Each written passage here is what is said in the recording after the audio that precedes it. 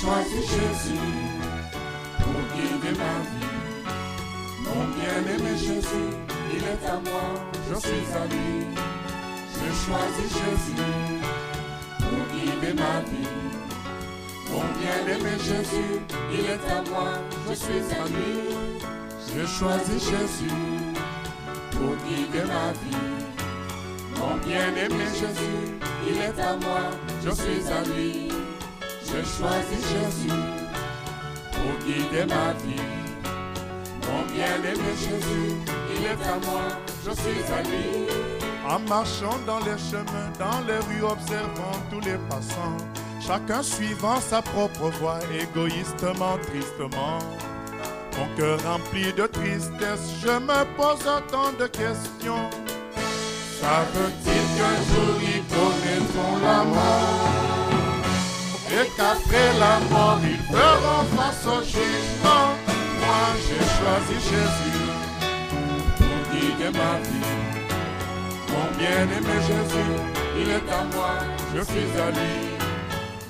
Voilà, gloire à Dieu. Nous continuons notre série Béréen l'explorateur. Nous rappelons que nous n'étudions pas la Bible pour augmenter des connaissances intellectuelles, mais nous l'étudions dans le but de saisir le message de Dieu pour chacun d'entre nous. Et au passage, si ça nous fait augmenter en connaissance, c'est une bonne chose, mais l'objectif, le but, c'est pratiquer la parole afin de recevoir la vie de Dieu. Car c'est la vie de Dieu qui importe. Ce n'est pas la connaissance. Comme l'apôtre Paul dit, la connaissance donne de l'orgueil, mais l'amour édifie. Dans 1 Corinthiens chapitre 8, il dit, c'est l'amour qui édifie. C'est les conséquences de la parole qui donnent la vie. Ce n'est pas le fait d'amasser ça dans un coin du cerveau. C'est ça dont nous devons nous rappeler à chaque fois que nous faisons ces études bibliques. Ce n'est pas pour polémiquer avec d'autres personnes à longueur de temps. C'est pour s'édifier et grandir et produire du fruit en Christ. C'est pourquoi le frère Paul, vers la fin de l'épître Timothée, il dit, vers la fin de sa vie plutôt, il dit à Timothée, l'homme de Dieu ne doit pas être trouvé dans les querelles, dans les discussions, dans les fables sans fin. Ce n'est pas ce à quoi nous sommes appelés, comme les premiers chrétiens, comme le christianisme qui à un moment donné, vers le 7e siècle, s'est attelé à plein de polémiques, notamment sur le sexe des anges, et finalement, l'islam a eu ainsi le temps de progresser tranquillement, n'ayant pas en face des chrétiens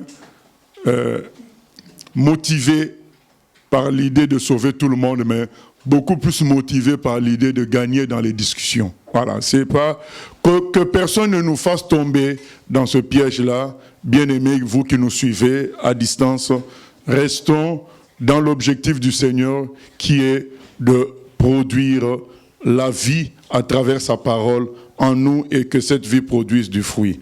Donc nous sommes arrivés à 1 Roi chapitre 14. 1 Roi chapitre 14, on a vu comment Jéroboam a mal fini alors que Dieu l'a établi roi. Vraiment, c'était pas confus. Vous savez, il y a des choses qui se font comme par accident. Mais Jéroboam, ça s'est pas fait par accident. On lui a annoncé, c'est toi qui deviendras le roi. Et il est devenu.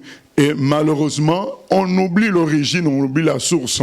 Et quand vous avez même des amis qui oublient le passé, ça ne marchera pas avec eux dans la suite. Parce qu'ils vont oublier que vous les avez aidés un jour, ils vont oublier qu'ils étaient dans des mauvaises situations un jour, autrefois. Et quand on oublie comme ça, on a une mémoire qui s'efface. On ne peut pas vivre avec les gens bien. Parce qu'on oublie les bienfaits que les autres nous ont faits, on oublie ce qu'on était avant, et du coup, on vit au pif, on vit au jour le jour, comme quelqu'un qui n'est pas sage. C'est très dangereux. Donc, oublier le passé, c'est vraiment très, très mauvais. Le passé doit nous aider à être sage, à être humble et à faire attention aux autres. Et lui, il a oublié que c'est Dieu qui l'avait établi et il s'est fait des veaux, des animaux qu'ils ont adorés. Il a changé l'adoration du Dieu vivant, il a fait des hauts lieux, ainsi de suite. Et il a mal fini, ainsi que toute sa famille. Et c'est un de ses fils que Dieu a trouvé bon, Dieu a permis qu'il meure tôt, qu'il le récupère avant. Et c'est ce qui s'est passé. Maintenant, nous arrivons au verset 19. Verset 19. 1 Roi 14, 19. Le reste des actions de Jéroboam, comme il fit la guerre et comment il fit la guerre et comment il régna, cela est écrit dans le livre des chroniques des rois d'Israël. Jéroboam régna 22 ans, puis il se coucha avec ses pères. Et Nadab, son fils, régna à sa place. Roboam, fils de Salomon, régna sur Juda. Il avait 41 ans lorsqu'il devint roi, et il régna 17 ans à Jérusalem, la ville que l'Éternel avait choisie sur toutes les tribus d'Israël, pour y mettre son nom. Sa mère s'appelait Nama, l'Ammonite. Juda fit ce qui est mal aux yeux de l'Éternel, et par les péchés qu'ils commirent, ils excitèrent sa jalousie plus que ne l'avait jamais fait leur père. Ils se bâtirent, eux aussi, des hauts lieux avec des statues et des idoles sur toute colline élevée et sous tout arbre vert. Il y eut même des prostituées dans le pays. Ils imitèrent toutes les abominations des nations que l'Éternel avait chassées devant les enfants d'Israël. La 5e année du règne de Roboam, Shishak, roi d'Égypte, monta contre Jérusalem. Il prit les trésors de la maison de l'Éternel et les trésors de la maison du roi. Il prit tout. Il prit tous les boucliers d'or que Salomon avait faits. Le roi Roboam fit à leur place des boucliers d'airain et il les remit aux soins des chefs des coureurs qui gardaient l'entrée de la maison du roi. Toutes les fois que le roi allait à la maison de l'Éternel, les coureurs les portaient, puis il les rapportait dans la chambre des coureurs. Le reste des actions de Roboam et tout ce qu'il a fait, cela n'est-il pas écrit dans le livre des chroniques des rois de Juda? Il y eut toujours guerre entre Roboam et Jéroboam. Roboam se coucha avec ses pères, et il fut enterré avec ses pères dans la ville de Juda.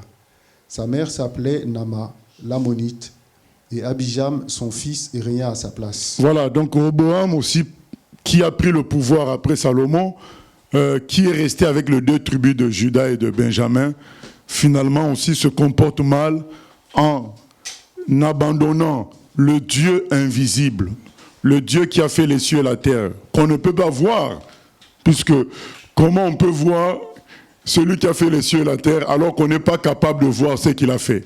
Voilà, donc c'est dans son étendue, on ne peut pas voir l'univers, et mais comment on peut voir alors celui qui a fabriqué l'univers? Donc c'est le Dieu invisible qu'on ne peut pas voir, mais eux, ils ont fait des hauts lieux, ils faisaient tout pour faire des choses qu'ils peuvent voir et adorer, donc des hauts lieux avec des statues et des idoles sur toute colline élevée et sous tout arbre vert. Voilà comment Roboam entre dans l'idolâtrie, fait l'idolâtrie.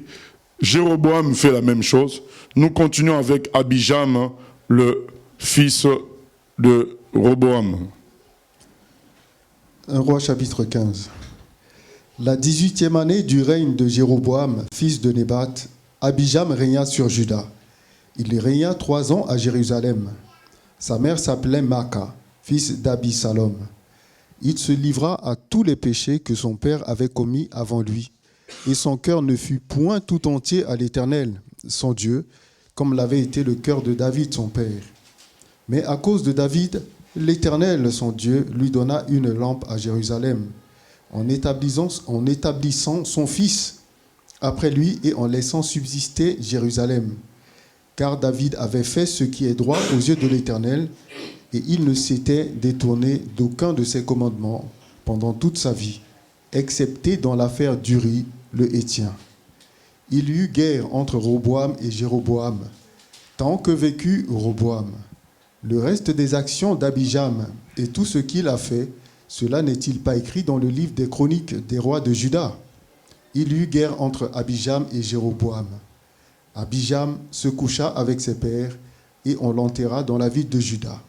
Et Asa, son fils, régna à sa place.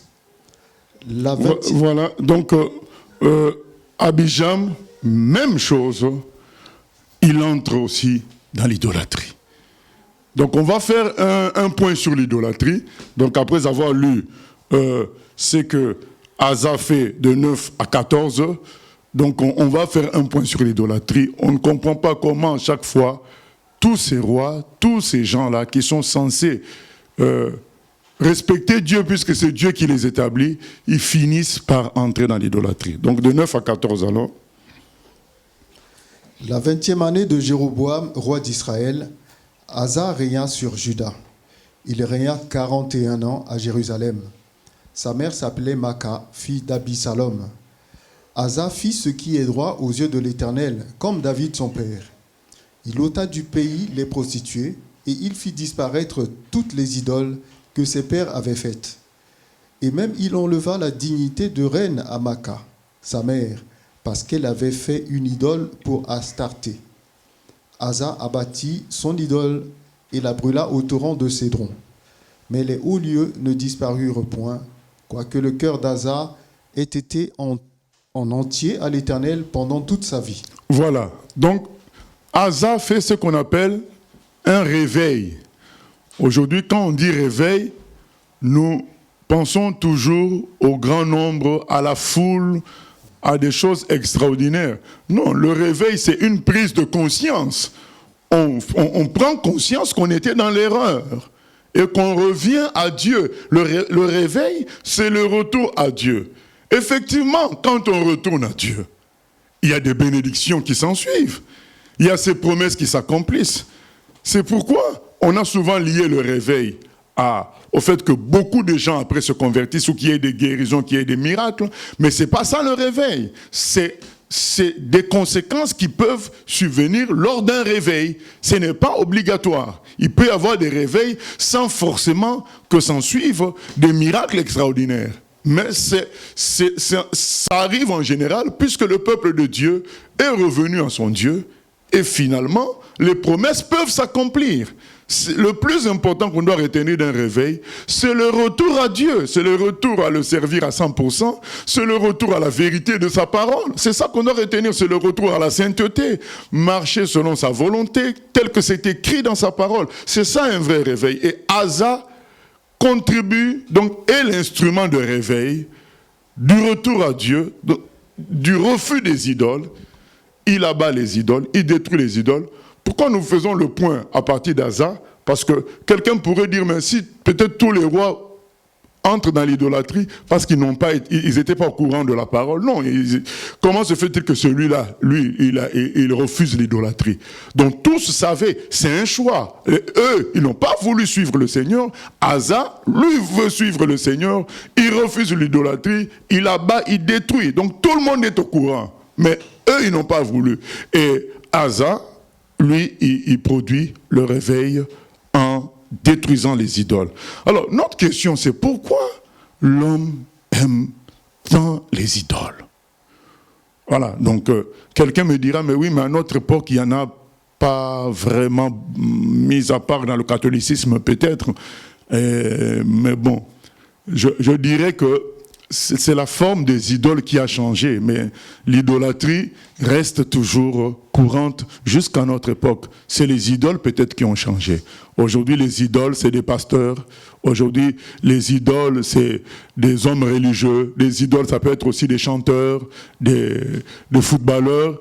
C'est les idoles qui ont changé plutôt. Ce n'est pas que l'idolâtrie a cessé. Nous vivons toujours l'idolâtrie jusqu'à aujourd'hui.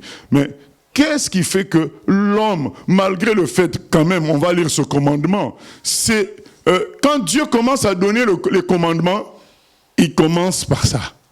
Exode 20, 3 à 6, Dieu commence par ce commandement-là. Comment ça veut dire que le premier, donc le plus simple à connaître, l'homme échoue toujours par rapport à ce commandement-là. Donc nous allons lire Exode 20, 3 à 6. Donc, on pourrait comprendre peut-être si c'était le 7e, le 8e, on se dit, bon, on a tendance à le zapper, à le sauter, mais non, là, il commence par ça, Exode 23 à 6. Donc quand il commence à donner le commandement à son peuple. Exode 23. Tu n'auras pas d'autre Dieu devant ma face. Tu ne te feras... Peut-être vaut mieux qu'on lise 1 à 3 à partir de 1 pour voir que c'est le début. Exode 20, verset 1er. Alors Dieu prononça toutes ces paroles en disant, « Je suis l'Éternel, ton Dieu, qui t'ai fait sortir du pays d'Égypte, de la maison de servitude. Tu n'auras pas d'autre Dieu devant ma face, tu ne te feras point d'image taillée, ni de représentation quelconque des choses qui sont en haut dans les cieux, qui sont en bas sur la terre, et qui sont dans les eaux, plus bas que la terre. Tu ne te prosterneras point devant elles, et tu ne les serviras point, car moi, l'Éternel, ton Dieu, je suis un Dieu jaloux, qui punit l'iniquité des pères sur les enfants, jusqu'à la 3e et à la 4e génération de ceux qui me haïssent, et qui fait miséricorde jusqu'à 1000 générations à ceux qui m'aiment et qui gardent mes commandements. » Voilà. Donc, il commence par ça, il dit, c'est moi qui t'ai libéré, c'est moi qui t'ai sauvé. Parce que nous savons comment le peuple d'Israël a été sauvé. Dieu a fait des miracles extraordinaires pour que Pharaon cède. C'est ce qu'on appelle les 10 plaies d'Égypte. Il a fait pleuvoir la grêle, le feu, il a produit des ténèbres, il a transformé le Nil en sang. Donc Dieu a fait des miracles qu'aucun homme ne peut faire. Et il dit, c'est moi ce Dieu-là qui t'a sauvé. Alors, écoute ce que j'ai à te dire, applique cela. Tu n'auras pas d'autre Dieu, donc tu n'as pas à changer de Dieu parce que tu te tromperais. Et quand tu te trompes, tu tombes chez qui? Tu tombes chez Satan. Donc, tu ne te fais pas d'autre Dieu. Tu ne te fais pas de représentation que tu vas adorer finalement. Il ne faut pas faire cela. Donc c'est vraiment le premier commandement. Et quand on lit les Écritures, l'histoire entre Dieu et son peuple Israël, les problèmes qu'il a souvent avec son peuple, c'est toujours ça. Le premier commandement là qu'il donne, c'est souvent ça. Dieu ne veut pas l'idolâtrie, il ne veut pas les idoles, parce que c'est du mensonge. Lui, le grand Dieu, il est invisible, il est tout puissant, il a fait les cieux et la terre, il est plus grand que tout ça. C'est ce que notre frère Paul explique dans Actes des Apôtres, chapitre 17. Il dit, le Dieu qui a fait les cieux et la terre est forcément plus grand que ce qu'il a fait. Il ne peut pas habiter dans une idole qui est faite par la main de l'homme, qui est si petit. Comment le Dieu qui est plus grand que la planète Jupiter peut habiter dans une idole qui est plus petite qu'un homme? Même si elle avait la taille du plus grand immeuble terrestre, ça reste toujours petit par rapport à la terre, donc forcément par rapport à l'univers. Et donc comment Dieu peut habiter dans quelque chose comme ça? Et nous réalisons qu'en réalité, tout vient du premier péché. Quel a été le premier péché? Ça a été le fait que Adam a mangé le fruit pour devenir l'égal de Dieu. Il a mangé le fruit pour devenir l'égal de Dieu. Avant le péché d'Adam, c'était quoi le péché? Le péché, c'était Satan. Satan, en se regardant, il s'est trouvé beau et extraordinaire et il s'est projeté en Dieu. L'idolâtrie vient de ces deux actes-là. On construit quelque chose qu'on divinise. Donc, en quelque sorte, c'est notre propre image. Parce que quand on a construit, c'est nous qui avons construit, c'est notre propre image que nous divinisons. Donc, l'idole est une construction humaine. Ça reflète l'humanité, ça reflète l'homme, la capacité de l'homme, et qu'il divinise. Et donc, c'est ce premier péché qui est agissant en chaque homme. Maintenant, quand aujourd'hui on ne voit pas, il y a des gens qui n'ont pas peut-être d'idole, statue ou comment dire, image, photo, mais ces gens-là ont quand même parfois des humains comme idoles. Ils ont des domaines de leur vie comme idoles, c'est-à-dire des choses qu'ils divinisent. Donc c'est le besoin de l'homme de se faire lui-même Dieu Et certains ont compris qu'une statue ne peut pas être un dieu parce que ça ne bouge pas. Certains ont compris qu'une amulette ne peut pas être Dieu puisque c'est quelque chose que je porte au cou. Si je veux l'enterrer, donc ça n'a pas de force. Cependant, ce n'est pas parce qu'ils ont compris ça qu'ils ont abandonné l'idolâtrie. Ils entrent dans une autre forme d'idolâtrie. Certains adorent des ancêtres qui sont morts. C'est de l'idolâtrie. Ils divinisent un objet humain, soit un homme, soit un objet fabriqué par l'homme. C'est le souci d'égalité avec Dieu. C'est le souci de, en regardant son œuvre, de diviniser ça comme Satan sait regarder, il sait cru Dieu. Voilà. Donc, et c'est ça qui se passe encore jusqu'aujourd'hui. L'homme a ça. C'est un héritage adamique. Nous avons hérité d'Adam. Nous avons vu des gens diviniser leurs professeurs. On a vu des gens diviniser leur maman, diviniser leur papa. Et c'est ça l'idolâtrie. C'est-à-dire que la personne fait d'un humain, fait d'un objet fabriqué par l'homme, il fait de cela un Dieu. Dieu dit, mais c'est pas normal. Vous ne connaissez même pas le passé. Vous vous êtes retrouvés sur terre à une date donnée et vous prétendez être Dieu. Vous fabriquez une idole et vous dites que ce que vous avez fabriqué, c'est Dieu. C'est absurde. Nous allons lire quelques textes aussi qui nous en parlent. Par exemple, dans Ésaïe 44, je crois, on nous parle de l'idolâtrie. Donc, on nous montre l'absurdité de l'idolâtrie. Ésaïe 44.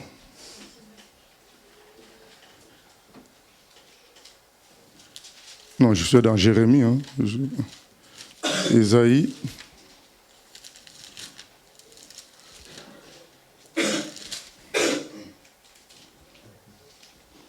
Je ne sais pas si on peut...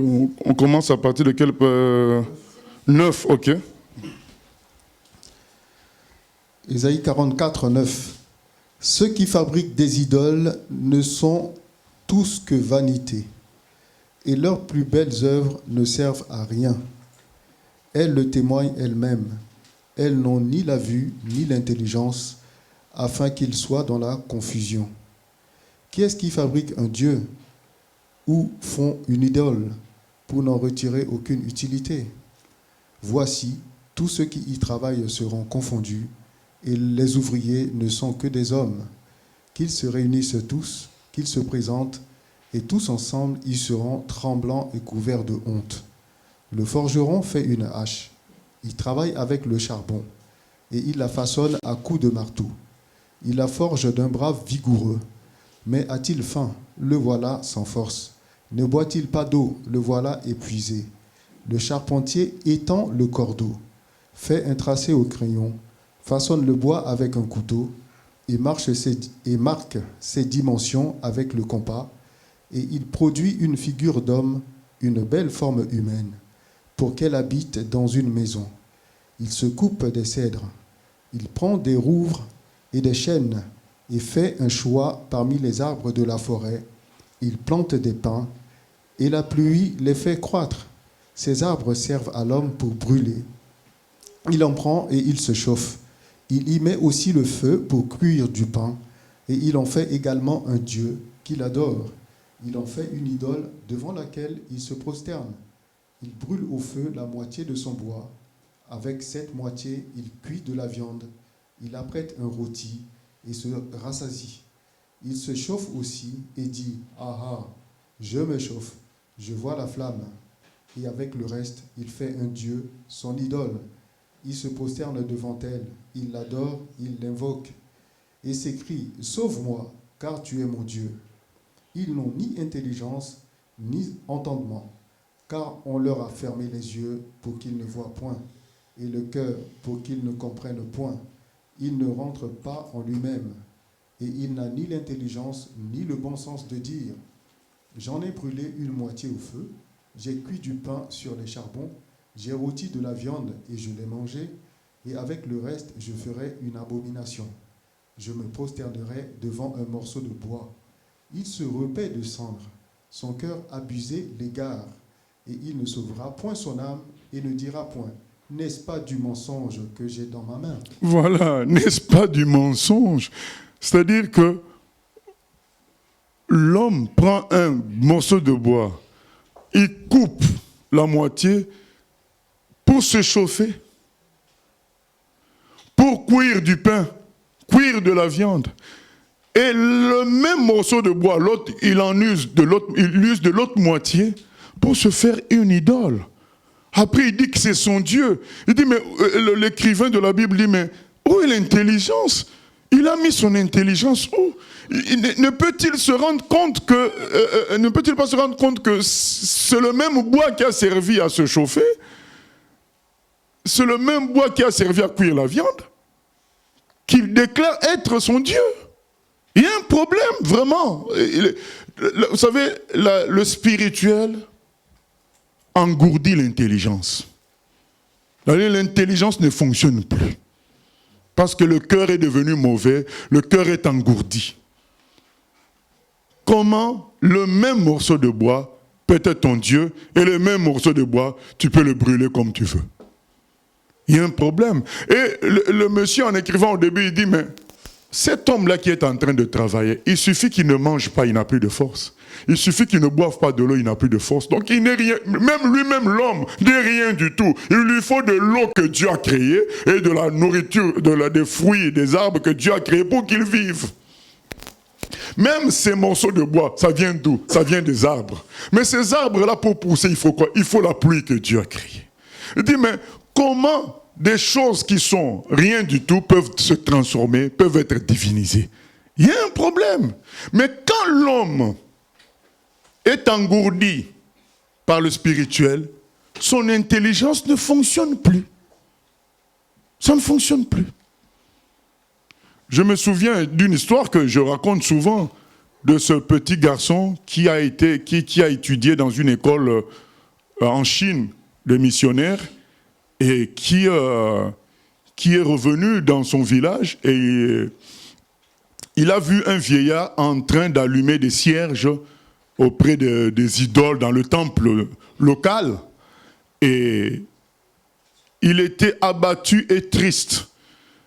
Lui qui était qu'un enfant ne comprenait pas que ce qui était évident à ses yeux ne l'était pas pour ce vieillard qui devait avoir plus de 50 ans d'expérience de la vie. 50 ans d'usage de son cerveau, de son intelligence. Mais ce vieillard était en train d'allumer des cierges pour honorer les idoles. Et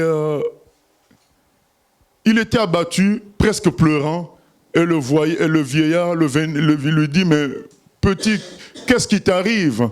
Il lui dit, mais je pleure, je suis triste à cause de ce que vous faites. Qu'est-ce que vous faites là?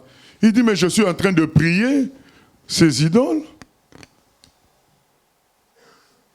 Elles sont comme des dieux pour moi.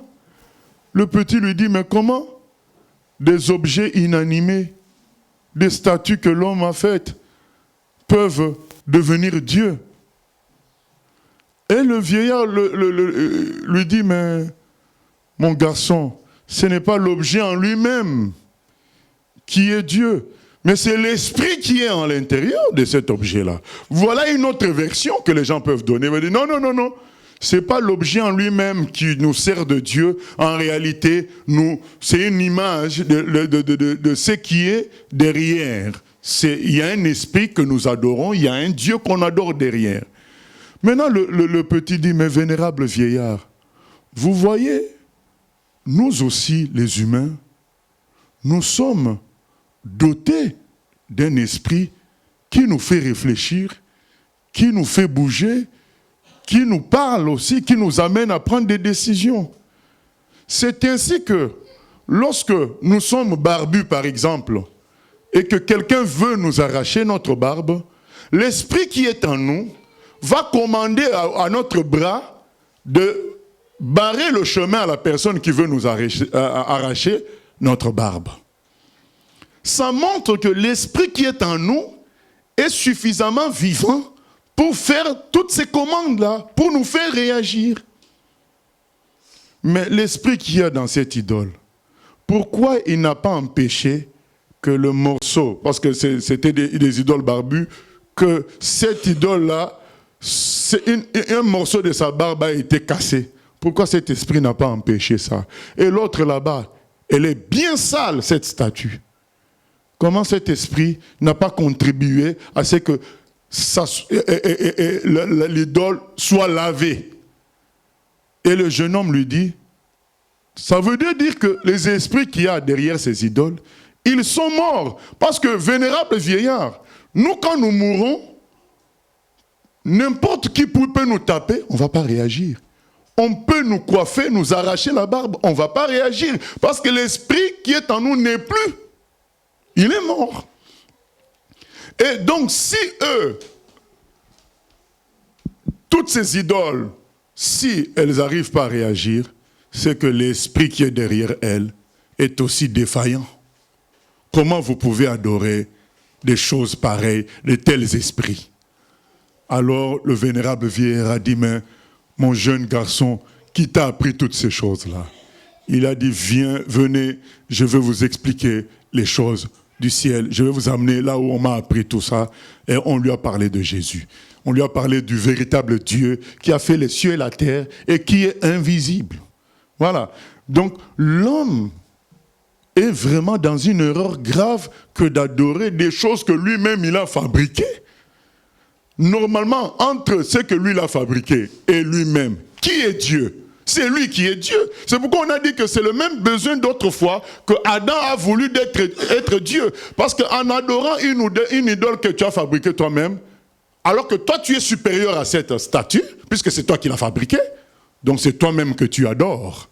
Donc on revient au péché du début, qui est l'égalité avec Dieu, la divinisation de l'homme. Donc c'est l'homme qui veut devenir Dieu, alors qu'en Jésus-Christ, Dieu a fait le contraire. Dieu s'est fait homme. Voilà. Et l'homme veut faire l'inverse, lui veut devenir Dieu. Donc c'est quelque chose d'abominable et de discernable par l'intelligence simplement. Sauf que dans le domaine spirituel, nous avons affaire à des puissances invisibles qui mettent en berne l'intelligence humaine. Et l'homme ne voit pas que c'est tellement simple à ne pas faire, à adorer des idoles, à adorer des statues que lui-même a fabriquées. Et comme c'est le péché du départ, c'est le péché vraiment qui a amené ce que nous soyons, ce que nous sommes aujourd'hui, des pécheurs, mais grâce à Dieu, sauvés par Jésus par grâce, mais c'est ce péché-là qui anime chaque descendant d'Adam, la volonté de se diviniser soi-même. Nous devons être attentifs à cela. La volonté de diviniser un autre homme, donc de diviniser la race humaine. Aujourd'hui, ça a pris d'autres formes par le fait que l'homme a fait des progrès et des prouesses technologiques. On veut diviniser la science humaine. On veut diviniser l'architecture humaine. Mais combien de fois nous sommes déçus de voir certains résultats? Aujourd'hui, les Boeing 737 MAX sont cloués au sol. À notre époque. Donc on se demande comment on peut faire encore des erreurs de ces gens-là. Oui, l'homme n'est qu'homme, il n'est pas Dieu. Il a beau faire des découvertes scientifiques, il n'arrive pas à dépasser 120 ans. Ça fait longtemps. Malgré toutes les prouesses de la médecine, l'homme ne dépasse pas 120 ans. Et Dieu a fixé les jours à 120 ans. C'est ça la réalité. L'homme est petit. Et comment il tombe dans l'idolâtrie? C'est parce que c'est profond. C'est en lui, c'est le péché de son ancêtre Adam. Et nous devons lutter contre ça. Nous devons nous réaliser qu'on est petit. On ne doit plus se mettre à égalité avec Dieu. Le fils perdu, quand il est revenu vers son père, quand il y allait, il s'était mis à égalité avec son père. Il a dit, donne-moi ce qui m'appartient, alors que ça ne lui appartenait pas. Mais il s'est mis en égalité avec son père. Mais quand il revient, il dit à son père, considère-moi comme l'un de tes mercenaires. Je ne cherche plus égalité avec toi. Maintenant, je vais me soumettre comme un travailleur que tu as pris à la journée. C'est l'attitude que nous devons avoir. Ça va nous éviter l'idolâtrie de soi-même, l'idolâtrie de quelque chose d'autre, l'idolâtrie de notre humain, l'idolâtrie d'une organisation. Si nous arrivons à nous considérer petits aux yeux de Dieu, nous sommes libérés de l'idolâtrie. Que chacun reste à sa place. Dieu à sa place, l'homme à sa place. Et c'est normal que Dieu dise « je suis jaloux ». C'est lui qui a fait les choses et on dit que c'est quelqu'un d'autre qui a fait. Mais c'est normal qu'il dise, c'est faux ce que vous dites. Ce n'est pas la jalousie qu'on connaît, la jalousie négative qu'on peut retrouver chez les humains, c'est la jalousie de vérité. Donc il n'est pas d'accord que la vérité soit galvaudée, donc il n'est pas d'accord qu'on commente. C'est lui qui a fait, on dit que c'est une idole qui a fait les choses. Il ne peut pas être d'accord. C'est cela que Dieu veut dire quand il dit, mais je suis un Dieu jaloux, parce qu'il tient à la vérité. La vérité, c'est lui qui a fait toutes choses, et c'est à lui seul qu'on doit rendre gloire. Donc quand nous attaquons l'idolâtrie, toutes ces choses-là, c'est parce que c'est le point de friction entre Dieu et l'homme. C'est un mensonge, c'est ce qui est écrit dans Isaïe 44 à la fin. Il dit, n'est-ce pas du mensonge que j'ai dans ma main? C'est du mensonge, tu tiens une idole. Tu dis que c'est cette idole qui va te protéger. Comme quand il y a eu le tsunami en Thaïlande. Mais les idoles sont restées dans les temples, elles ont été noyées. Et après, les gens priaient ces idoles-là. Mais les gens, eux, ils ont pu détaler. Ils ont pu fuir. Les gens, beaucoup. Mais les idoles, elles n'ont pas pu fuir. Mais comment après vous priez ces mêmes idoles? C'est un problème, c'est un mensonge. Dieu réprouve cela. Mais malheureusement, comme c'est profond, c'est vraiment le péché du départ, on a à lutter contre ça chaque jour. Oui? Il n'y a pas de question, on continue. Verset 15. Il mit dans la maison de l'Éternel les choses consacrées par son Père et par lui-même, de l'argent, de l'or et des vases. Il y eut guerre entre Asa et Baasha, roi d'Israël, pendant toute leur vie. Baasha, roi d'Israël, monta contre Juda, et il bâtit Rama pour empêcher ceux d'Asa, roi de Juda, de sortir et d'entrer. Asa prit tout l'argent et tout l'or qui était resté dans les trésors de la maison de l'Éternel, et les trésors de la maison du roi, et il les mit entre les mains de ses serviteurs qu'il envoya vers Ben-Hadad, fils de Tabrimon, fils de Hézion, roi de Syrie, qui habitait à Damas. Le roi Asa lui fit dire qu'il y ait une alliance entre moi et toi, comme il y en eut entre ceux de mon père, entre mon père, et ton père.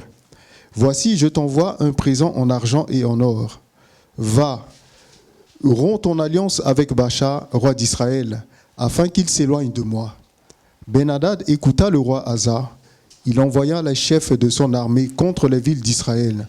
Et il bâtit Ijon, Dan, Abel-Beth-Maka, tout Kinneroth et tout le pays de Nephtali. Lorsque Baasha l'apprit, il cessa de bâtir Rama, et il resta à Tirsa. Le roi Asa convoqua tout Juda, sans exempter personne, et ils emportèrent les pierres et le bois que Baasha employait à la construction de Rama. Et le roi Asa s'en servit pour bâtir Geba de Benjamin et Mitzpah.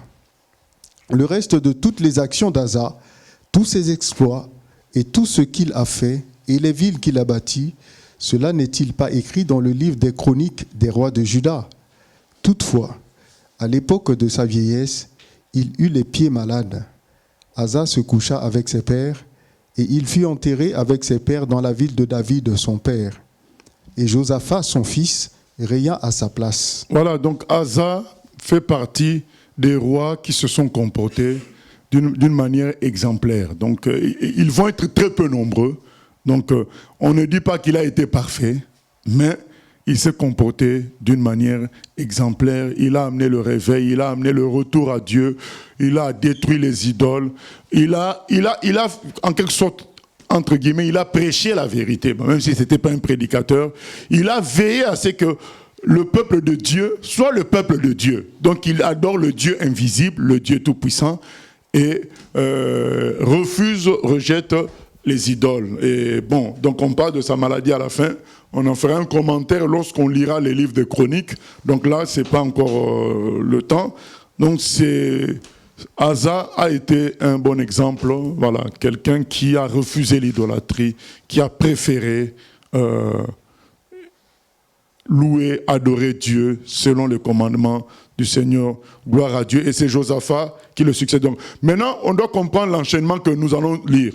Il y aura un enchaînement des rois d'Israël et des rois de Juda. Donc je rappelle, Israël, ce qu'on appelle Israël ici, c'est les 10 tribus que Jéroboam avait récupérées. Et ce qu'on appelle Juda, donc il y a maintenant 2 royaumes. Le royaume de Juda, c'est les tribus de Benjamin et de Juda. Et le royaume d'Israël, c'est les 10 autres tribus. Donc souvenons-nous du problème qu'il y a eu. Mais on va adorer Dieu où? Pour les gens des 10 tribus, sachant que Dieu avait choisi Jérusalem pour y placer son nom. Ces gens-là étaient conscients que Dieu, on devait l'adorer qu'à Jérusalem. Maintenant, au lieu, une fois de plus, de s'humilier, c'est ça qui peut se passer même entre nous. Quand on reconnaît que Dieu a choisi telle voie ou a choisi telle personne, humilions-nous au lieu de dire, mais lui il est qui? Mais c'est Dieu qui a choisi les choses ainsi. Dieu a choisi Jérusalem. Maintenant, les gens des 10 tribus pouvaient faire une sorte d'alliance, même s'ils étaient séparés de ceux de 2 tribus, ils pouvaient faire une alliance. Ben écoutez, le temps des fêtes, laissez-nous venir adorer Dieu à Jérusalem. Il n'y aurait pas eu de problème. Mais ils ont voulu la rivalité, ils ont créé leur propre système. C'est ça qui explique le nombre de sectes, le nombre de divisions. C'est-à-dire que les gens ne veulent pas se soumettre à la voie divine. Ah mais non, nous on va faire autrement. Mais attendez, mais Dieu a décidé que ça sera à Jérusalem qu'il va placer son nom. D'accord, les 2 royaumes sont maintenant, les 12 tribus sont maintenant divisées, mais le lieu, lui, Dieu n'a pas sorti un décret pour dire on peut faire un autre lieu. Du moment que le seul lieu c'est Jérusalem, vous des 10 tribus, humiliez-vous. Soyez en bon terme avec ceux de 2 tribus pour pouvoir faire l'adoration. Mais comme les chefs du royaume d'Israël craignaient que le chef, que le roi des 2 tribus récupère les autres tribus à travers l'adoration à Jérusalem, ils ont préféré créer toujours des problèmes, des guerres, alors que c'est des frères. C'est des frères, mais qui sont en train de se faire la guerre à cause du pouvoir. Il n'y a même pas d'objectif, c'est juste que les gens veulent conserver leur pouvoir et ils se font la guerre. C'est des frères. Bien-aimés, n'aimons pas le pouvoir. Ça détruit. Donc humilions-nous. Donc on a choisi Jérusalem. Allons prier à Jérusalem. C'est pas grave s'ils prennent l'honneur, mais nous au moins on ne sort pas de la parole de Dieu. Mais ils se font la guerre. C'est des frères bien-aimés. Ne nous faisons pas la guerre chrétienne. Donc même si on a des choses à redire, à nous corriger, mais que ça n'aboutisse pas à une sorte de guerre.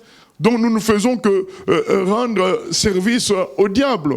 Donc nous disons ce que nous avons à dire et nous laissons Dieu faire. Nous ne pouvons pas faire la justice de Dieu comme le font les musulmans. Ils prennent l'épée et le fusil à la place de Dieu. Non, le Seigneur a dit dans Romains 12, à moi la vengeance, à moi la rétribution. Seul le Seigneur sait vraiment réellement corriger les gens, les redresser, les juger et les punir. Nous disons la vérité, nous laissons Dieu agir. Et maintenant, quand nous outrepassons notre rôle de dire la vérité, nous voulons passer au rôle de l'action sur les humains, ça finit toujours dans ce qu'on voit là. Au lieu d'être simple, peut-être même que Dieu allait faire que le roi d'Israël récupère plutôt les 2 autres tribus. Ils voyaient toujours les 2 autres tribus comme un danger. Parce que comme Dieu avait choisi Jérusalem, ils finiront par nous récupérer tous. Mais si nous récupèrent tous, où est le mal? En réalité, où est le mal? C'est ça quoi. Il n'y a même pas de mal quoi. De redevenir un royaume uni de 12 tribus. Mais non, les gens, quand ils tiennent le pouvoir, ils ne veulent pas le lâcher. Et bien aimés, soyons prêts à lâcher le pouvoir, à laisser. Vous savez, j'aime Paul. Quand Paul quitte Éphèse, il dit, je vous abandonne entre les mains de la parole de Dieu et du Saint-Esprit. Et pourtant, c'était devenu son siège. Il pouvait y rester. On va parler de ce volet-là, donc je ne veux pas prendre le devant. Mais c'est ça qui explique les guerres qui vont continuer entre Israël et Juda alors que c'est des frères.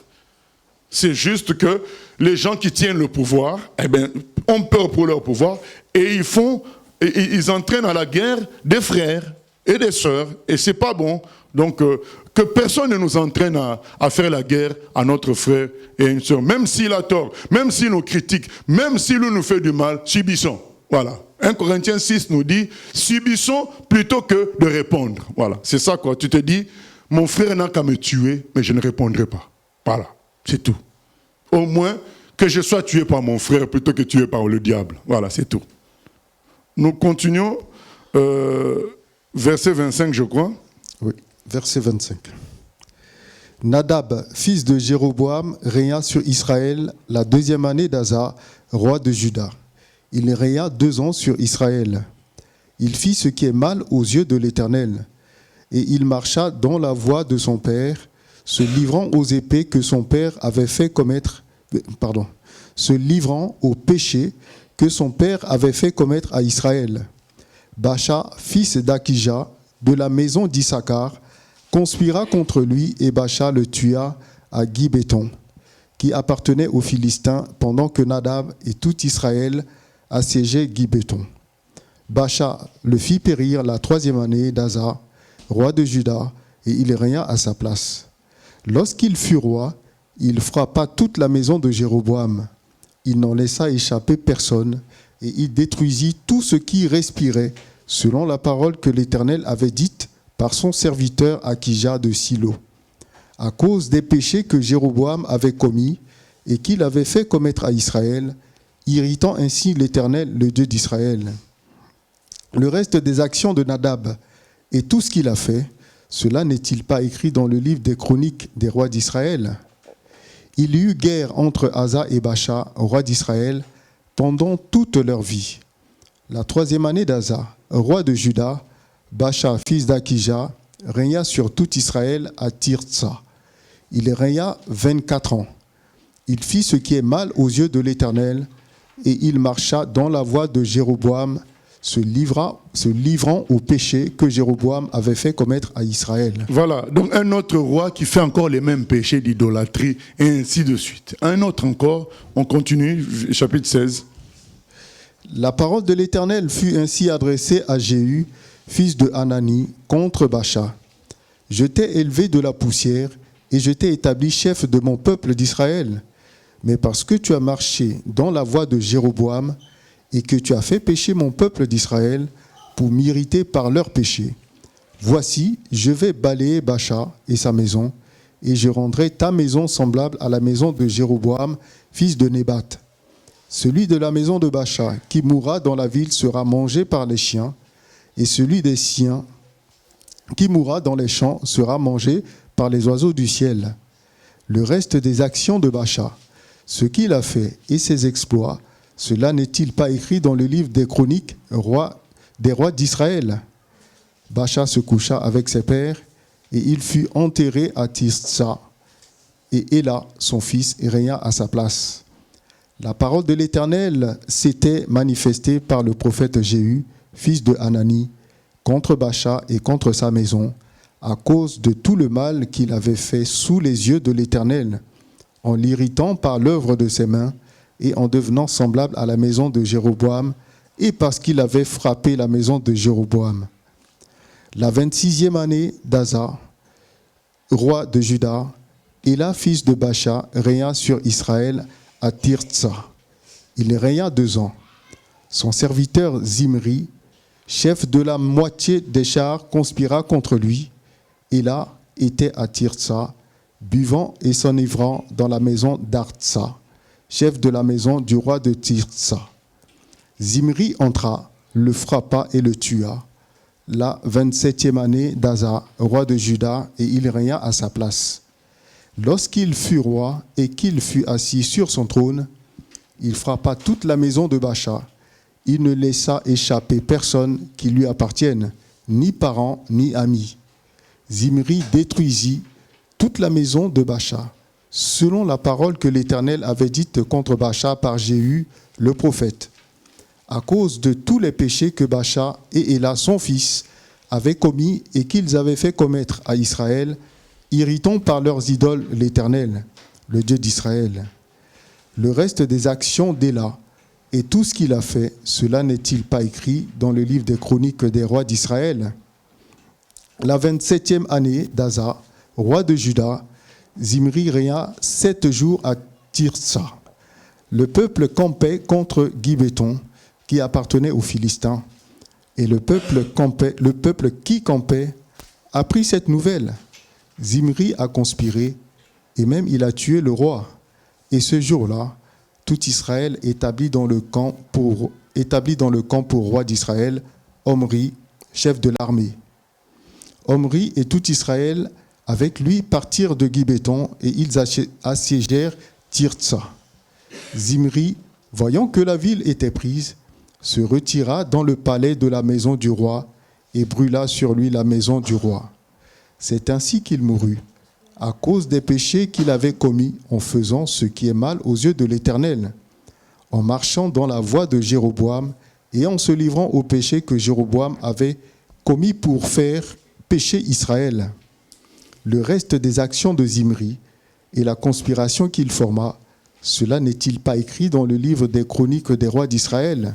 Voilà, nous voyons un peu la complexité de l'action de Dieu parfois, qui utilise une personne mauvaise, Zimri, mais pour accomplir ce que lui-même Dieu a prophétisé. Donc Dieu peut utiliser les forces des ténèbres pour accomplir sa parole. Donc Zimri, qui n'est pas une bonne personne, eh bien, Dieu l'utilise, c'est écrit au verset 12, Zimri détruisit toute la maison de Baasha selon la parole de l'Éternel, selon la parole que l'Éternel avait dite contre Baasha par Jéhu le prophète, à cause de tous les péchés que Baasha et Éla, son fils, avaient commis et qu'ils avaient fait commettre à Israël, irritant par leurs idoles l'Éternel, le Dieu d'Israël.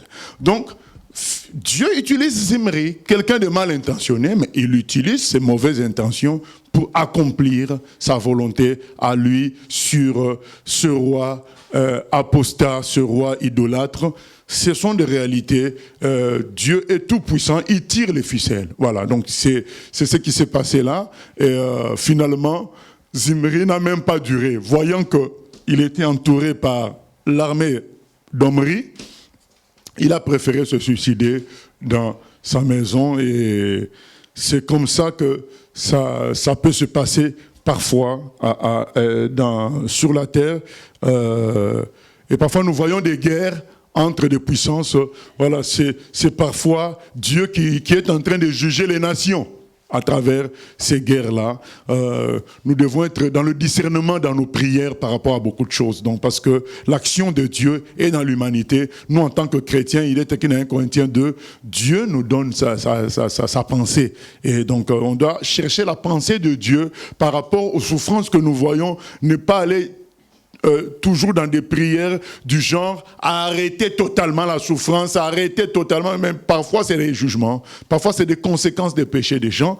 Donc nous devons plus insister sur la prière à amener le salut, à amener Dieu quelque part et pas forcément attaquer les affaires elles-mêmes. Voilà, donc c'est plutôt les cœurs humains que nous devons rechercher pour Dieu. Oui.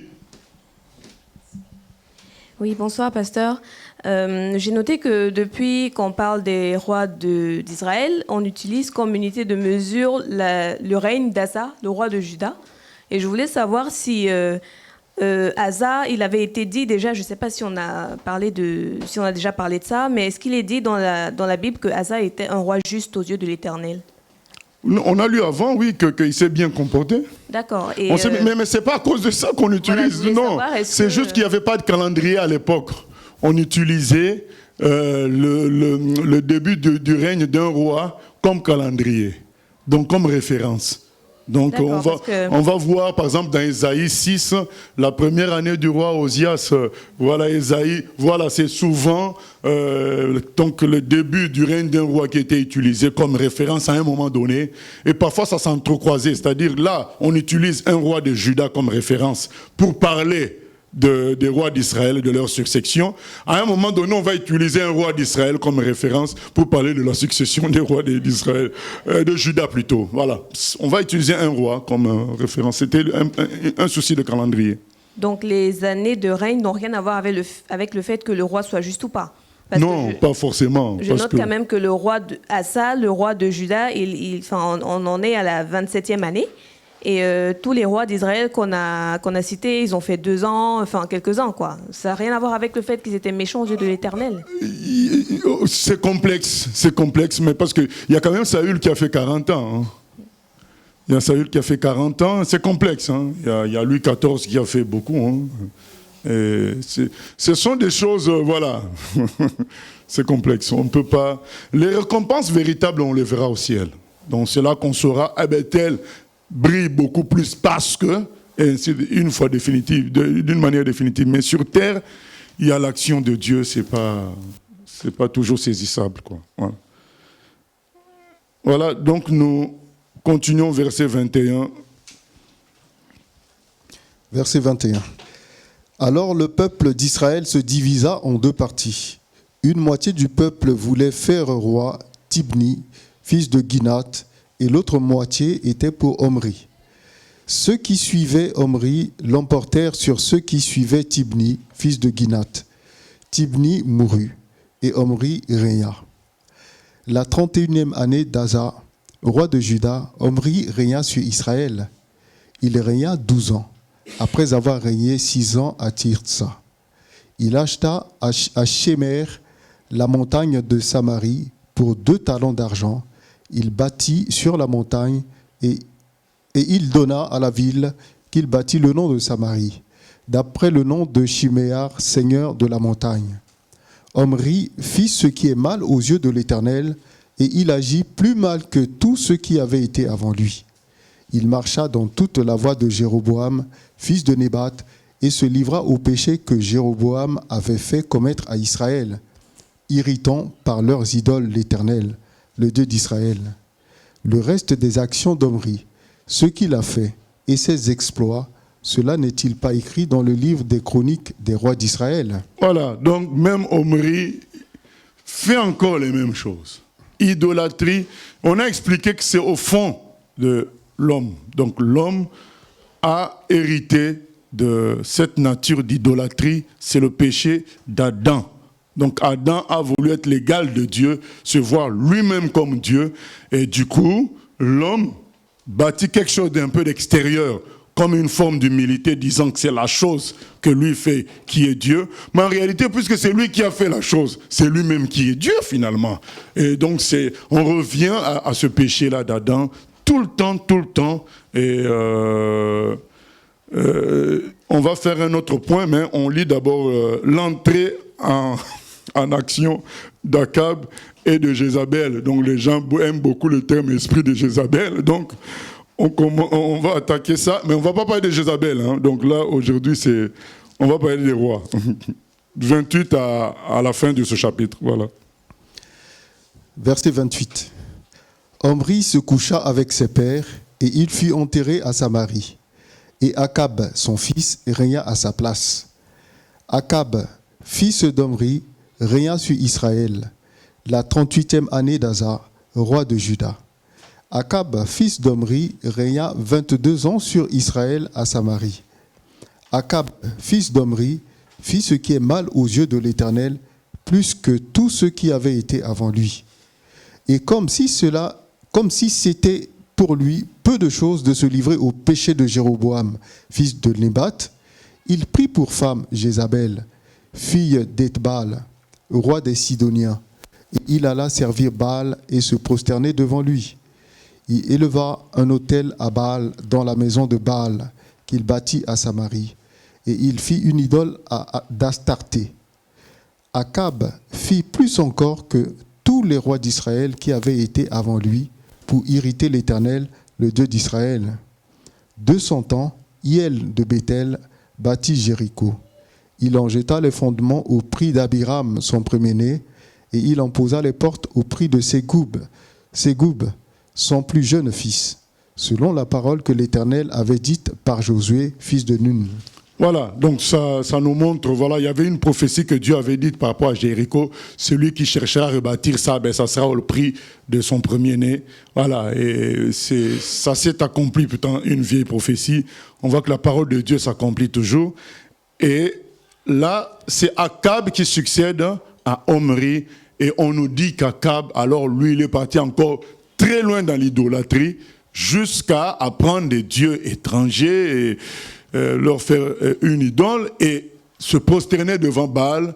Et il a pris une mauvaise femme, Jézabel, qui va être centrale dans la suite des chapitres qu'on va lire.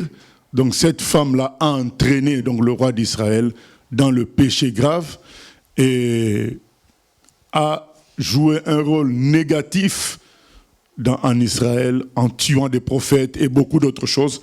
On en parlera après, mais là, on va faire encore un point. On a fait un point sur l'idolâtrie. Là, maintenant, on va faire un point sur la royauté. Voilà, donc, on se rend compte, je le dis aujourd'hui parce que parfois je promets qu'on va parler de quelque chose, après on n'en parle plus. Donc là, comme c'est venu aujourd'hui, sur le point faire sur la royauté, on aurait pu le faire à la fin de ce chapitre des rois, mais je préfère prendre l'idée venue aujourd'hui, qu'on en parle aujourd'hui. Qu'est-ce qu'on constate? On constate pratiquement qu'aucun roi n'est bon selon Dieu, sauf David. Donc, quand on va lire dans la suite, il va toujours vanter David, jusqu'au bout. Et là, puisqu'on parle des rois d'Israël, il ne parle pas des rois d'Israël, il ne parle pas de David, il parle plutôt de leur modèle qui est qui? Jéroboam.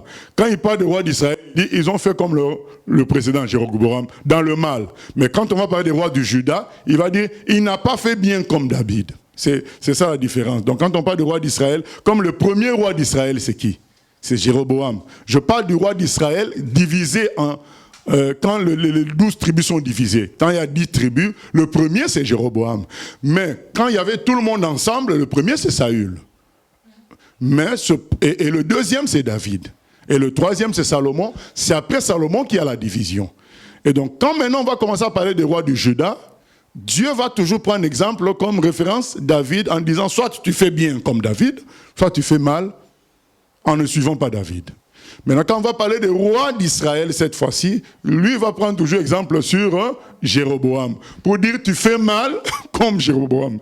Alors, je ne me souviens pas, peut-être que dans la suite on en verra un, peut-être que Dieu a félicité dans Israël, dans les 10 tribus, mais j'ai l'impression qu'il n'y a jamais eu de roi qui plaise à Dieu dans les 10 tribus, donc depuis Jéroboam, parce que depuis qu'on lit là, on voit que Dieu est mécontent de tous. Voilà. Et du côté de Juda, on voit que Dieu est aussi mécontent, sauf avec Asa, qui dit avoir fait bien comme David son père. Mais toutefois, comme je vous ai dit il y a quelques minutes, dans les livres de Chroniques, on parlera davantage d'Asa, parce que son histoire est beaucoup plus vaste dans les livres de Chroniques que dans les livres des rois, puisque c'est les mêmes histoires chroniques et rois. Mais il faut savoir que même Asa, que Dieu félicite, n'a pas été parfait au sens de David vraiment, parce que à la fin de sa vie, même là on a lu, mais on n'a pas soulevé le problème, il a fait alliance avec la Syrie, c'est que Dieu ne voulait pas. Dieu veut qu'on compte sur lui, il ne veut pas qu'on fasse alliance avec les corps étrangers pour... quoi que ce soit, il veut qu'on compte sur lui. Nous sommes son peuple, nous devons compter sur lui. Nous ne pouvons pas compter sur l'écuménisme, nous ne pouvons pas compter sur les pouvoirs séculiers. Donc on est là, on compte sur les aides de l'État pour faire l'Église. Ah non, on n'a pas à compter sur les aides de l'État pour travailler pour Dieu. Donc on n'a pas à compter sur les forces extérieures pour servir le Dieu tout-puissant qui maîtrise tout. C'est comme une honte pour lui. Donc mon peuple a besoin d'aller demander de l'aide vers des petits alors que moi je suis son grand Dieu. Voilà, c'est une honte pour lui, il ne veut pas ça. Et Asa a pourtant fait alliance avec le roi de Syrie. Contre qui? Contre son frère Baécha des 10 tribus d'Israël. Ce n'est pas bon. Et à la fin aussi on va voir que Asa a emprisonné quand même un prophète qui est venu lui dire la vérité, que tu as mal fait de travailler, de faire alliance avec la Syrie. Voilà, donc, alors quand on voit la vie de David, quand un prophète venait lui dire la vérité, David cédait. Vous savez, être autorité et écouter les conseils, ce n'est pas une faiblesse. Parce que Dieu parle tantôt d'une manière ou d'une autre. L'essentiel, c'est que la décision te revienne. Mais ça ne veut pas dire que les idées viendront que de toi. Donc il ne faut pas confondre autorité et source d'idées. On peut être une autorité, on peut être un père de famille, mais c'est ton fils de 12 ans qui donne une idée que tu dois suivre. Ce n'est pas parce que tu es le papa que tu dois apporter toutes les idées. Maintenant, c'est toi qui décides si on applique ou pas. Mais l'idée est venue de quelqu'un d'autre. Il faut qu'on accepte ça. Donc, on fait un point sur la royauté. Alors, finalement, qu'est-ce qu'on veut dire par tout ce que je suis en train de dire? Mais pourquoi tous les rois échouent? Parce que même Asa, c'est vrai, Dieu dit qu'il a été bon, voilà, parce qu'il a détruit les idoles, tout ça, mais dans la perfection de David, il n'a pas été jusqu'à ce niveau-là. Voilà. Donc, pourquoi il y a pratiquement que David qui a été un roi selon la volonté de Dieu? Pourquoi tous les rois échouent? Et puis il y a Josias et Ézéchias. Mais comme nous connaissons, Ézéchias a mal fini aussi à la fin, alors que dans sa vie courante, il était même mieux que David. Mais c'est la fin qui n'a pas été bonne. On connaît le verset qui dit « Mieux vaut la fin d'une chose que son commencement ». Et il y a Josias aussi, qui a presque fait une erreur à la fin, mais qui était assez parfait comme Ézéchias et David. Mais on a l'impression que tous les rois échouent. La réflexion est la suivante. Quand il a fallu mettre un roi, quelle a été la vie de Dieu? Quelle a été la position de Dieu? Quand il a fallu qu'Israël... Ah oui, Geneviève?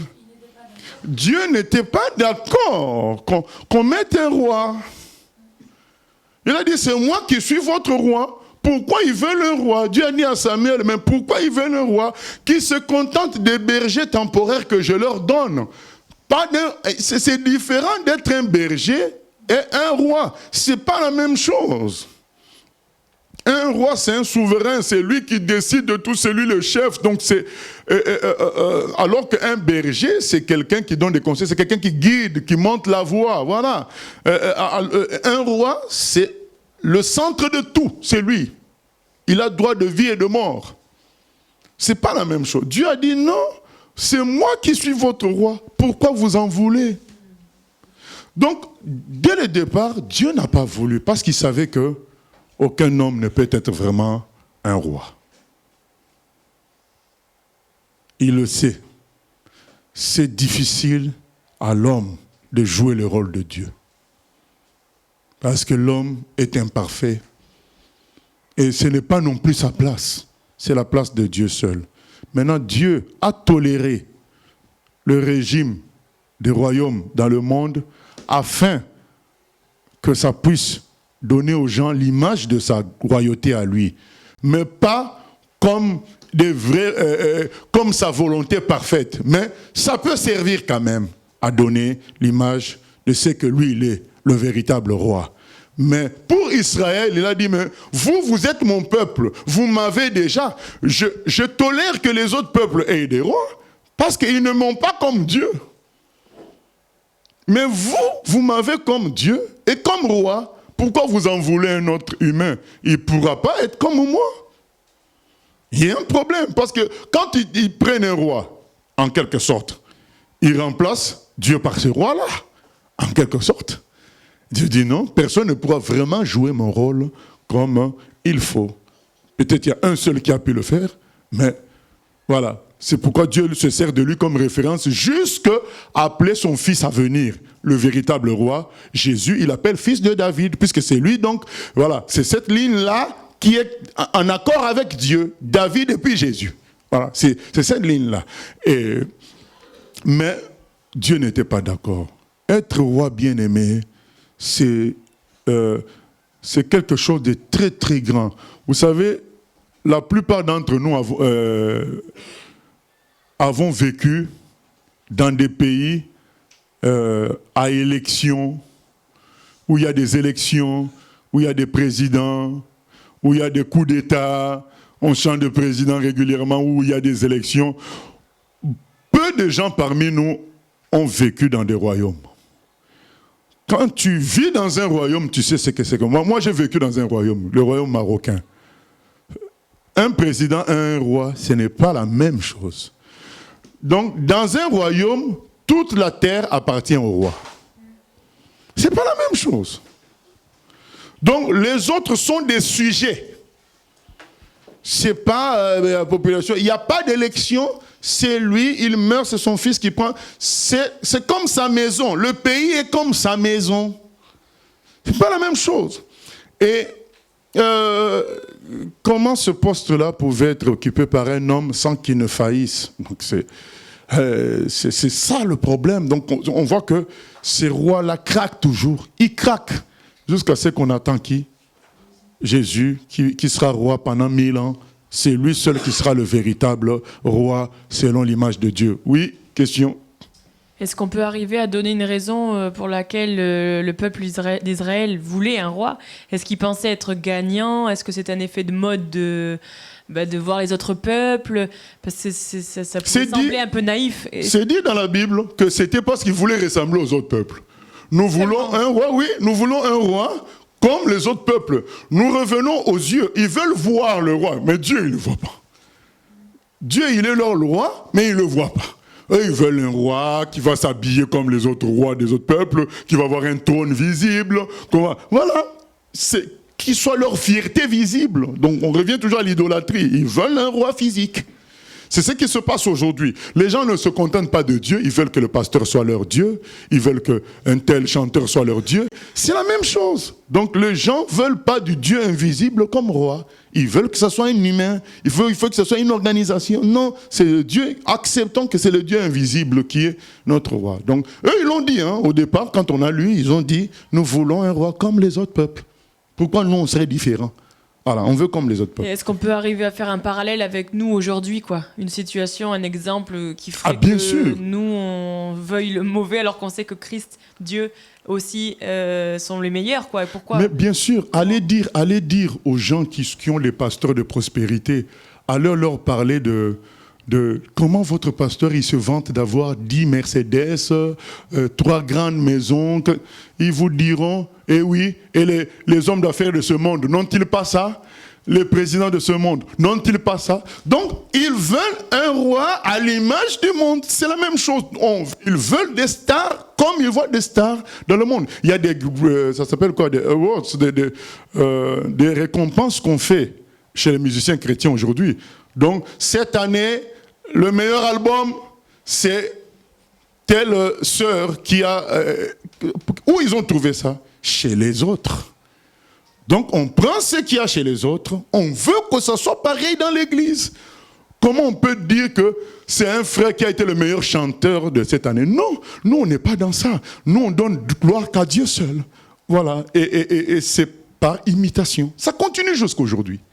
Donc on prend ce qui est dans le monde, on dit, mais chez nous aussi, ça doit être pareil. Si les ministres, d'ailleurs quand ces pasteurs-là ils disent, on est des ministres de Dieu, puisque serviteurs de Dieu, ça vient d'un mot grec qui veut dire ministre, mais on est des ministres. Si les ministres du monde, ils ont beaucoup d'argent, ils ont des gardes du corps, pourquoi nous, on n'en aurait pas? Donc c'est toujours la copie du monde. Alors que Jésus n'avait pas de garde du corps, l'apôtre Paul n'avait pas de garde du corps. C'est des gens qui vivaient en serviteurs, en esclaves de Dieu et non pas... c'est ça qu'on va voir le deuxième volet, s'il n'y a pas de questions. Le deuxième volet, c'est quoi? Premier volet, on a dit, le poste de roi, c'est un poste divin. C'est très difficile à un homme d'être roi. Il prend pratiquement la place de Dieu. C'est un poids très lourd. Ce qui fait que tout ce qu'on a, d'autres dont on va parler, ils vont échouer. Le livre des rois est connu pour être un livre d'échecs. Donc tous les rois ont échoué. Tous. Sauf, comme on a dit, Asa, Josias, Ézéchias, qui, voilà, ils ont fait des erreurs, mais bon, ils ont été quand même corrects en ce qui concerne l'idolâtrie. Ils ont refusé l'idolâtrie et ils ont aimé Dieu. Mais tous les autres ont échoué parce que c'est une dimension qui n'est pas donnée à l'homme. Quelle est la dimension de l'homme?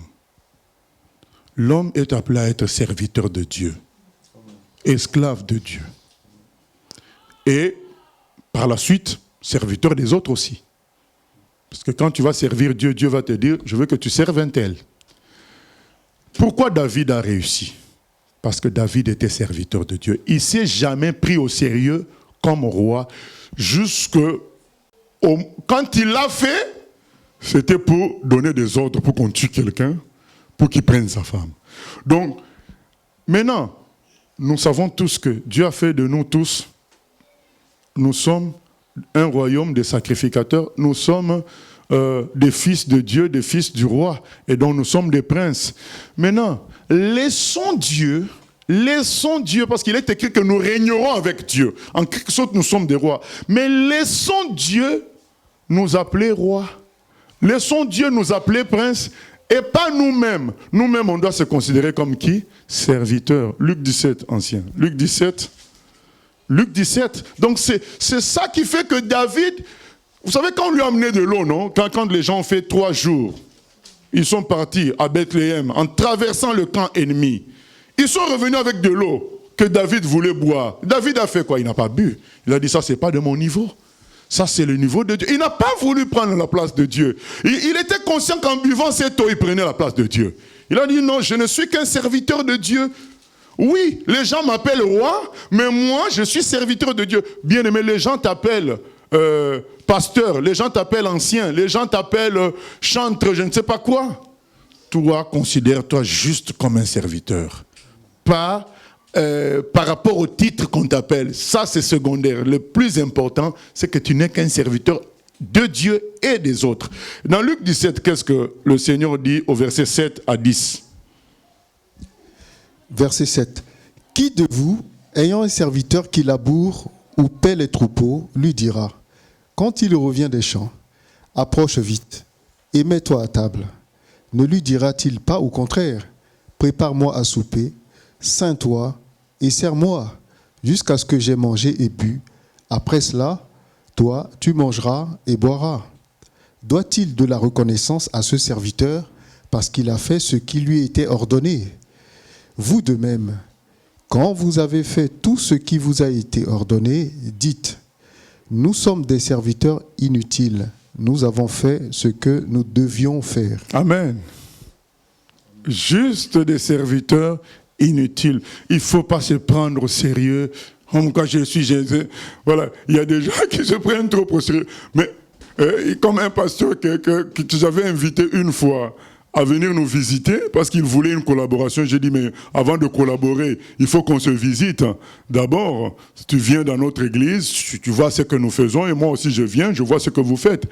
Il me dit, mais oui, mais quand je viendrai, j'espère qu'on me mettra dans les places de devant. Ah non, le monsieur, il se prenait au sérieux. Donc il veut qu'on le mette dans les places de devant. Donc en tant que bishop, je ne sais pas quoi. Non, on n'est que des serviteurs. Et Jésus dit dans Luc 14, quand tu arrives quelque part, tu te mets où? À la dernière place. Tu te prends pour un serviteur. T'as rien. C'est-à-dire qu'il dit, mais qui de vous est un serviteur qui laboure ou paie les troupeaux? Il lui dira quand il revient des champs, approche vite et mets-toi à table. Ah non. Il lui dira, allez, continue, sers-moi à manger. Donne-moi de l'eau. Parce que tu es serviteur. Mais tous ces rois-là se sont pris pour des rois. Vous me direz, mais oui, mais c'était des rois. Mais par rapport à Dieu, c'était des serviteurs. Les gens t'appellent roi, mais toi, tu es serviteur devant Dieu. Malheureusement, quand les gens les appelaient rois, et ils se prenaient roi aussi face à Dieu. Ah non, les gens t'appellent roi, les gens t'appellent papa. Mais toi, tu es serviteur devant Dieu. C'est-à-dire le jour où Dieu te dit de demander pardon à ton enfant, tu vas demander pardon. Ce n'est pas parce qu'il t'appelle papa que tu ne peux pas lui demander pardon. Voilà. Les gens t'appellent docteur, professeur. Toi, tu te considères comme serviteur devant Dieu. Tu ne prends pas ce titre devant Dieu. Toi, tu n'es qu'un serviteur. C'est ce qui a sauvé David. Il n'était qu'un serviteur. Il louait Dieu. Vous vous souvenez de l'épisode où il a dansé? Et sa femme a dit, mais tu danses comme n'importe qui. Mais il lui dit, mais c'est devant Dieu. Devant Dieu, je suis qui? N'importe qui. C'est ça qui a sauvé David. C'est ça qui a fait de David l'homme selon le cœur de Dieu. Il a respecté ça. D'accord, vous m'appelez roi, mais moi je suis n'importe qui devant lui. Celui qui m'a mis roi. C'est-à-dire que si Dieu ne m'avait pas mis roi, je serais peut-être un forgeron. Alors qui suis-je? Je suis rien. Au fait, je suis rien. Si on peut dire que je suis roi, c'est Dieu qui l'a voulu ainsi. Mais en réalité, si Dieu ne l'avait pas voulu ainsi, je suis comme tout le monde. Et donc du coup, en réalité, je suis comme tout le monde. Ce n'est qu'une position de Dieu. Mais en réalité, je suis comme tout le monde. Qu'est-ce que Jésus nous avait laissé comme consigne? Il a lavé les pieds à ses disciples. Il a dit, mais faites la même chose. Ne vous prenez pas au sérieux. Comme je ne sais qui. Lavez les pieds des autres. Considérez-vous comme plus petit que les autres. C'est ce que notre frère Paul dit dans Philippiens. Que chacun considère les autres comme supérieurs à lui-même. N'importe qui. Tu es n'importe qui. Mais qu'est-ce qu'on entend chez les chrétiens? Nous ne sommes pas n'importe qui dans le mauvais sens. On est je ne sais pas quoi, des premiers ministres. Non, on est n'importe qui. Seul Dieu a de la valeur. Jésus dit, tu sers, tu n'es qu'un serviteur inutile. Si tu peux avoir une utilité quelconque, elle vient de Dieu. Soyons humbles devant Dieu. C'est ça qui a fait de David l'homme selon le cœur de Dieu. Il a refusé de l'eau qui revenait à Dieu seul. Il a refusé ça. Il a refusé de tuer Saül. Parce qu'il s'est considéré toujours inférieur à Saül, alors qu'il était déjà supérieur, puisque c'est lui qu'on avait eu un roi. Mais la Bible dit, il fallait que lui, il s'humilie, il s'est humilié. C'est comme ça, bien-aimés. Restons toujours inférieurs. C'est à Dieu, comme Jésus dit dans Luc 14, c'est à Dieu de dire, mais non, toi, je te mets à la première place. Voilà. C'est à Dieu de nous mettre à la première place, pas nous-mêmes. Nous, on se met à la dernière. C'est à Dieu à chaque fois de nous mettre à la première place. Nous n'avons à défendre aucune place. C'est Dieu qui doit défendre la place où il nous a mise. C'est tout. C'est très important, bien-aimé. C'est ça qui permettra qu'on fasse la volonté de Dieu. Donc, que personne ne se croie roi. En tant que pasteur, en tant qu'enseignant, en tant que diplômé, en tant que papa, en tant que maman, en tant que chantre, en tant que belle femme ou je ne sais pas qui. Personne n'est roi. Donc arrêtons avec la royauté appartient à Dieu seul. Tu n'as pas dirigé les rois, à manipuler les gens comme si tu étais un roi. Non, seul Dieu est roi. Donc soyons simples. Donc que personne ne se prenne pour un roi. Et deuxièmement, que chacun s'attache à être serviteur. Et de Dieu et des hommes. C'est comme ça que nous serons à l'abri de l'orgueil qui a amené tous ces rois à la chute. Tous. Beaucoup se disent, mais nous, on n'est pas des rois. Si, tu peux être roi. Dans ta façon de faire les choses, dans ta façon de concevoir. Tu penses que c'est toujours toi, quand tu passes, c'est toi qui as raison. Non, non. C'est une forme de royauté. Tu peux être roi parce que tu te crois avoir, de la beauté. Voilà, tu peux être roi parce que tu crois parce que ton père était un homme riche. Chacun peut se croire roi. Donc, selon un contexte donné, il n'y a pas de roi, il n'y a que Dieu seul qui est roi, et que chacun soit serviteur. Alors, vous voyez le contexte dans lequel nous sommes. Tous ces rois d'Israël qui échouent. C'est le contexte dans lequel nous sommes. Dieu est obligé de faire quoi? De susciter des prophètes. C'est dans ce contexte qu'Élie va entrer en scène. Vous voyez, donc quand on entend parler d'Élie, voilà l'enchaînement. Jéroboam, Nadab, tous ces rois-là qui viennent, ils font n'importe quoi. Omri vient les enfoncer. Et Akab, n'en parlons pas. Il les amène loin avec Jézabel dans le péché. Dieu est fatigué. Il ne peut pas laisser son peuple aller si loin dans le mal. Alors il va susciter une série de 3 personnes pour essayer de limiter la casse, pour essayer de ramener son peuple à la vérité, du moins limiter la casse, quoi. Donc le but, c'est de ramener son peuple à la vérité, et si le peuple résiste, au moins limiter les dégâts que Satan est en train de causer à son peuple. C'est ainsi que Élie, le prophète, le Tishbite, entre en scène dans 1 Roi 17. C'est ainsi qu'après Élisée entre en scène. C'est ainsi qu'après Élisée, Jéhu entre en scène. Voilà le contexte. Comme ça, quand tu parleras d'Élie, tu comprends. Quand on dit que l'esprit d'Élie, voilà, c'est dans ce contexte-là, il y a la vérité qui n'existe plus. Tout est pourri et Dieu envoie l'esprit d'Élie. Voilà. C'est dans ce contexte que Jean-Baptiste vient aussi. C'était n'importe quoi en Israël et les pharisiens avaient capturé la religion, comme on dit chez les anglophones. Ils avaient capturé, pris en otage, voilà, ils avaient pris en otage la foi en Dieu. C'est eux qui dirigeaient tout, avec les Sadducéens, avec leur clique, leur secte là. Et Dieu envoie d'abord Jean-Baptiste pour replacer les choses, pour dire non. La vraie foi, la vraie religion, c'est le cœur. Et c'est la parole de Dieu. On doit se repentir par rapport à la parole de Dieu. Donc c'est dans ce contexte-là que Élie va entrer en scène.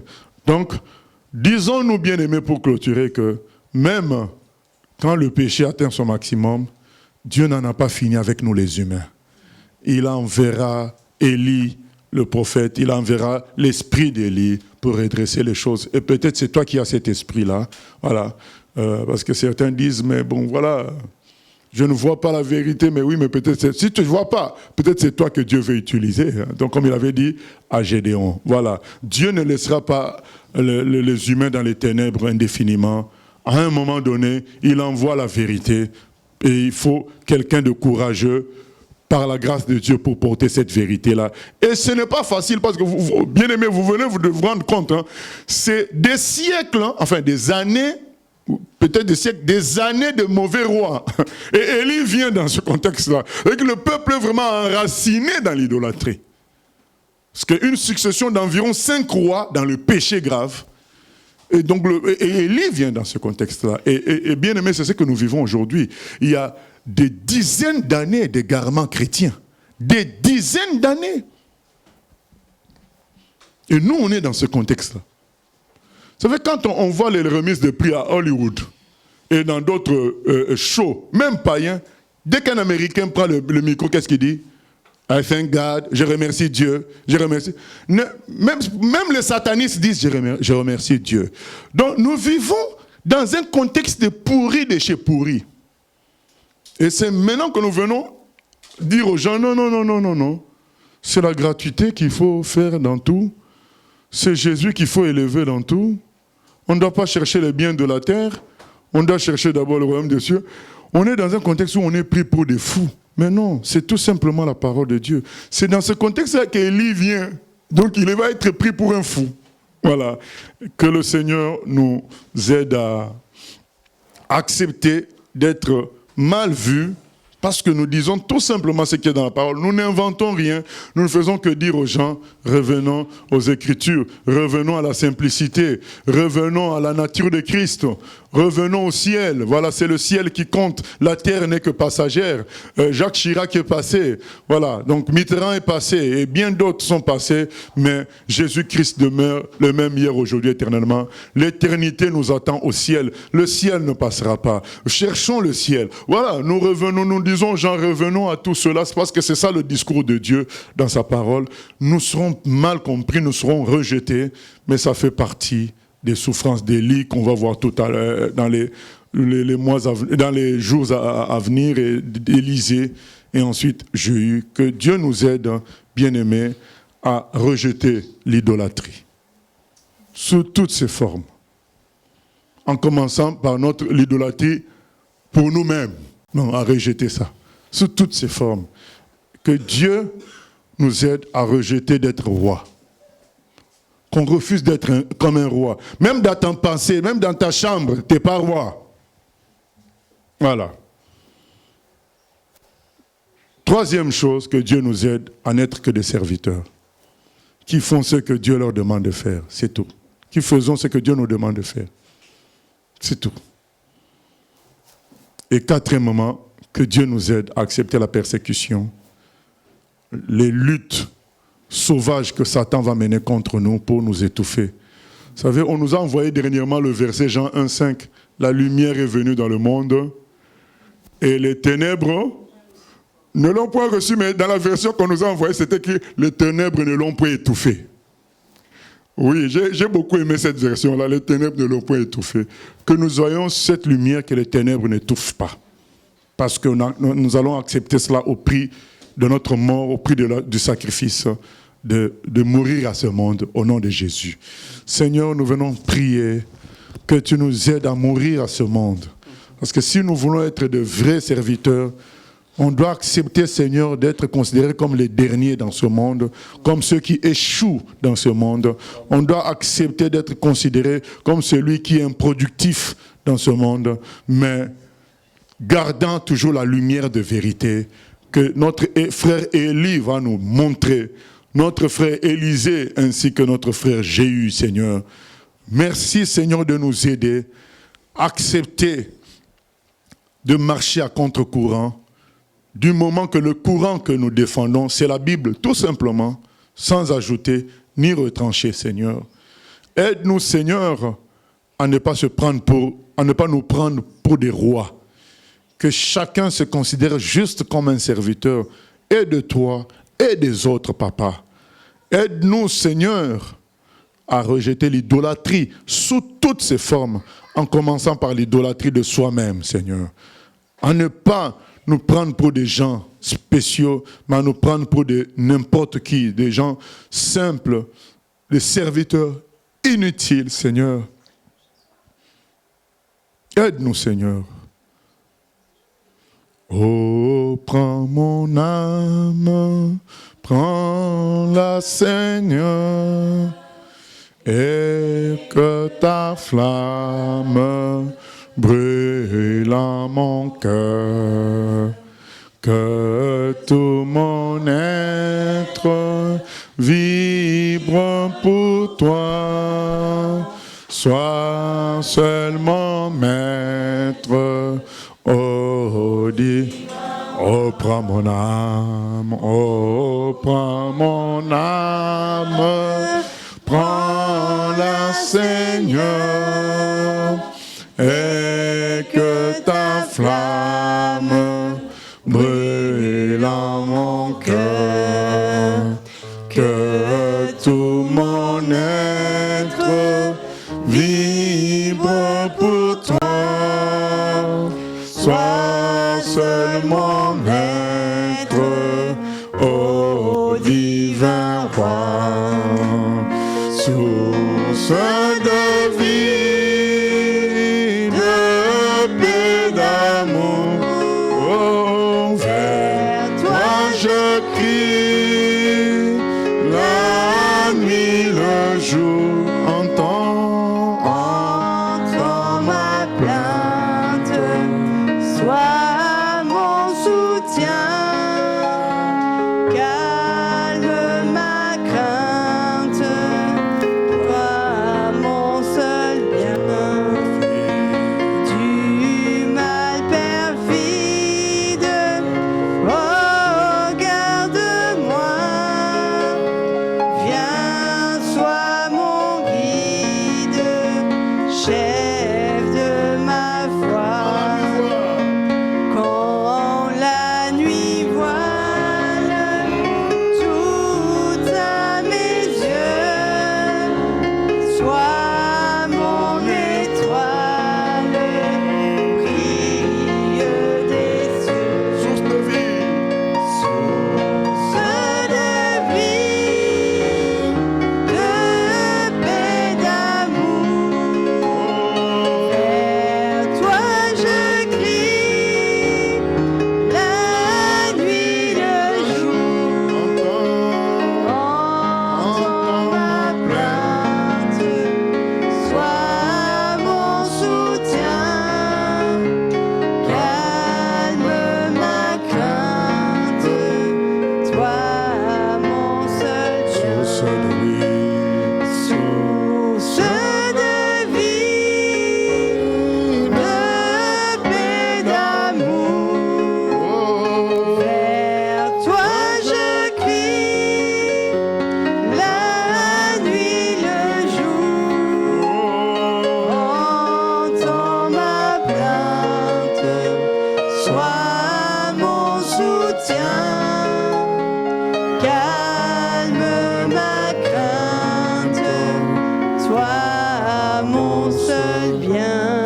Merci Seigneur de nous enlever la peur. La peur, parfois on se dit, est-ce qu'on y arrivera jusqu'au bout? Mais il est écrit, ce n'est ni par la force ni la puissance, mais c'est par mon esprit. Que nous puissions nous reposer sur toi. Et nous croyons comme Jude 24 le dit, tu peux nous préserver de tout mal et nous préserver purs et saints jusqu'à l'avènement de ton Fils. À toi la gloire, la louange, au siècle des siècles. Merci encore pour ces études bibliques. Au nom de Jésus. Amen. Gloire à Dieu.